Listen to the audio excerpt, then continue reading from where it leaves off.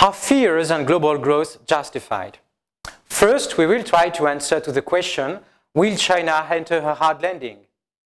The momentum in activity in China has weakened at the beginning of Q3.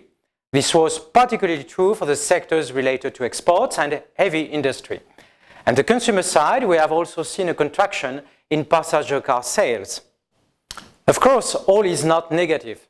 The MNI index has rebounded, and some consumer sectors such as furniture, construction, materials and communication are still growing rapidly.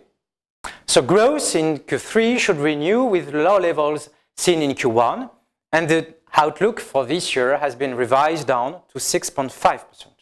Despite the efforts from the government to revive growth through higher spending on infrastructure, China's growth is on a medium-term slowdown from 10% in the past years to 7% last year and 5% in the future. Thanks to the reaction of monetary authorities, China should avoid a recession and a hard landing, but it will face a moderate growth in the future. Now let's examine the world outlook. The slowdown in Asian countries has begun in the second quarter, before the yuan devaluation, as several indicators and exports have disappointed. The growth outlook for Asia has therefore been revised on in parallel with China. The fall in commodity prices has also generated downward revisions to the growth scenario for the Middle East and some other commodity producers in Africa and Latin America. Growth in emerging countries, in aggregated terms, will remain fragile in the next quarters, and its pace should remain below 5%, in a 4.5% range this year and in 2016. What impact the situation will have on developed countries? The key word is decoupling. The share of exports to emerging countries in developed countries' GDP is pretty modest. Moreover, growth is nowadays mainly driven by domestic demand and particularly consumption. Low commodity prices should support further consumption and increase purchasing power.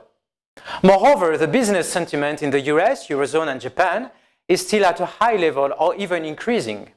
So the momentum stays positive in developed countries and effects from Asia should remain limited at this point of time.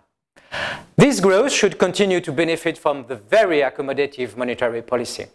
The Fed could delay or postpone any decision on key rates if inflation is falling further, and the ECB and the BOJ could increase their support if necessary. So growth in developed countries should reach 1.8% this year and 2.1% next year, with no major recent revisions. Therefore, fears on growth are not totally justified. The world growth should reach 3.5% in the coming quarters, and the downward revisions were modest and centered on emerging countries.